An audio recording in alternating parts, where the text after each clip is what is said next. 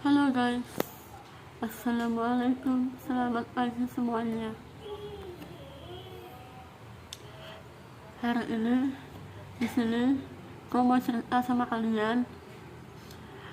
Gue habis kena tipu kemarin, jadi gue punya motor. Gue mau ganti motor gue sama motor yang besar. Nah, gue posting lah motor gue kan, mau gue jual.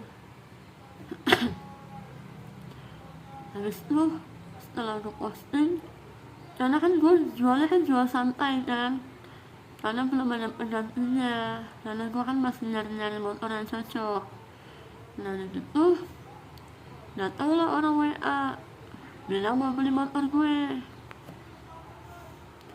Dia WA mau beli motor gue, terus minta kirim fotonya, karena kan di postingan gue itu kan gue gak kasih foto barangnya kan. Gue kirimlah foto-fotonya. Setelah itu gue kasihlah harganya harga pas, dan dia mau, dia tuh setuju tanpa menawar. Terus ya gue responnya santai, gue responnya slow, karena kan gue jualnya juga santai kan, jadi gue gak buru-buru jualnya.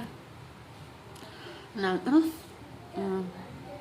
dia WA terus nelpon terus, sampai akhirnya gue respon, gue bales lah. Tapi gue bales itu setelah beberapa kali chatting. Dia ganti nomor, dia ngubungin gue lagi, dia nanyain motor kapan bisa diambil, transaksinya gimana gitu loh pokoknya kan.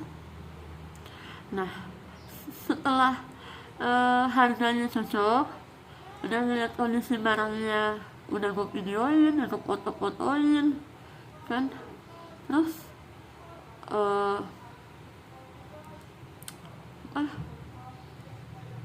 dia bilang gini, "Mbak, nanti motornya diambil ya sama teman saya," kata dia.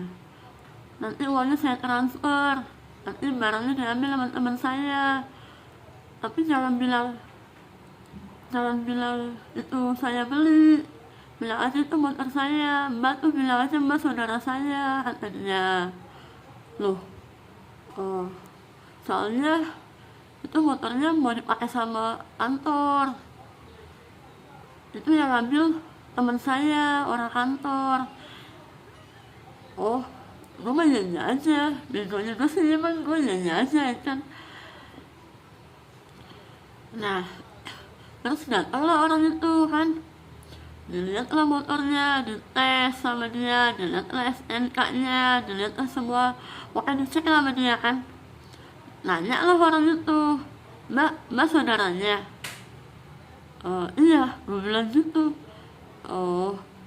Terus udah tuh orang itu diam, gak nanya apa-apa, gak ngomong apa-apa, dan gue pun diam, karena kan instruksinya gue jangan bilang apa-apa katanya. Aduh, pokoknya kacau lah.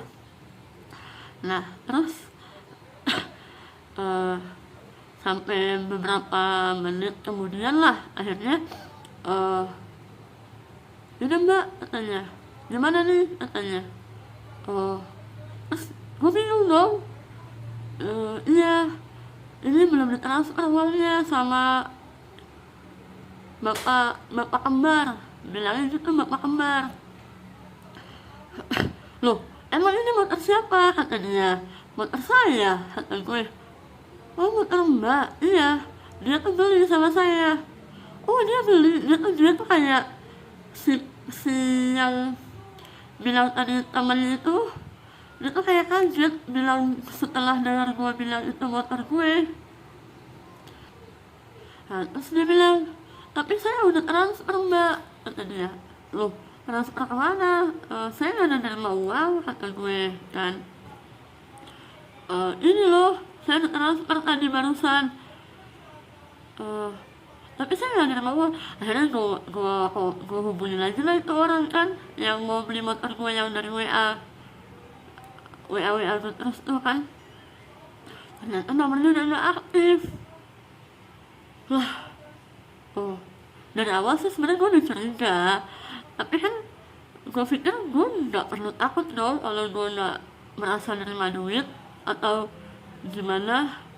Gue juga nggak akan ngasih barang gue begitu aja kalau duitnya belum gue terima kan. Nah,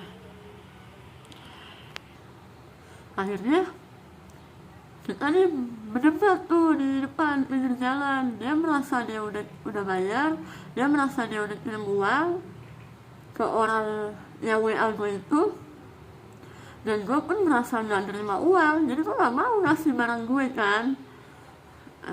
Akhirnya ya, kalau waktu itu pikiran gue bisa aja dia bohong, bisa aja dia salah satu temennya yang ngaku-ngaku, ya kan. Atau mungkin pikiran dia, mungkin gue yang bohong, atau mungkin gue yang sekongkol sama penipunya. Makanya kita nih sama-sama gak terima lah waktu itu. Datanglah tetangga ini yang punya kosan, yang punya kontrakan, ditengahin lah sama dia kan. Wah, ini mah penipuan, kalian tuh kena modus penipuan, udah kalian lapor aja ke polsek gitu. Akhirnya kami ke polsek lah, kami berempat, dia sama temannya, gue sama suami gue. Laporan lah kami ke polsek, dan ternyata tahu kalian, modus seperti itu tuh udah sering terjadi, udah gak aneh. Jadi ya mereka pun nanggapinnya udah bukan hal yang baru, udah jadi tanggapan yang hal yang biasa. Dan gue juga sebenarnya, kok bisa ya orang percaya transfer, dan kenapa juga gue mau nurutin kata dia. Gue disuruh bilang saudaranya, gue disuruh nggak usah bilang harganya berapa, jangan ngomong apa-apa, dan gue tuh nurut. Kan aneh ya, biasanya tuh gue ya biasanya tuh gue tuh kalau disuruh gitu tuh biasanya tuh gue tuh nggak mau, biasanya gue tuh nggak bisa dipengaruhi. Tapi nggak tahu kenapa kemarin tuh ya, mungkin emang lagi capek, jadi tuh gue lebih ke ya. Padahal kalau dipikir secara logika, kenapa gue mau nurutin dia, dan kenapa juga itu orang mau transfer tanpa nanya dulu siapa nama gue. Jadi dia transfer ke rekening orang itu, bukan ke rekening atas nama gue. Untungnya bukti chattingan di WA itu semua ada, gue screenshot. Jadi kan gue ada bukti juga kalau gue tuh gak bohong. Nah, dan lebih parahnya lagi, kalian tahu siapa tersangkanya? Tersangka modus penipuan kayak gitu, tersangkanya itu adalah para napi yang ada di dalam penjara. Mereka tuh mencari uang di dalam penjara dengan menipu-nipu kita orang yang ada di luar. Jadi kalaupun mereka berhasil, mereka nggak akan bisa dicari.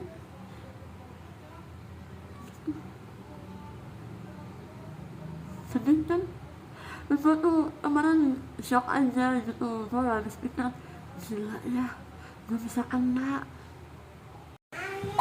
Memang sih bukan gue yang dirugikan, cuma kan ya gue gak habis pikir aja gitu. Banyak orang menghalalkan segala cara untuk mendapatkan uang, dan uang yang dia transfer pun gak sesuai dengan harga jual gue. Dan baju gue sih uang itu gak seberapa ya, cuma kan ya buat pelajaran kalian, buat pelajaran gue juga ke depannya. Jadi zaman sekarang gak ada orang yang jujur, orang yang bisa dipercaya itu susah ya. Termasuk saudara pun nggak bisa dipercaya, apalagi orang lain. Ya, begitulah cerita gua kemarin. Jadi guys, makasih kalian udah dengerin cerita gue, makasih kalian udah mau mendengarkan, mau mengerti bahasa gue. Bye bye, makasih, assalamualaikum, bye.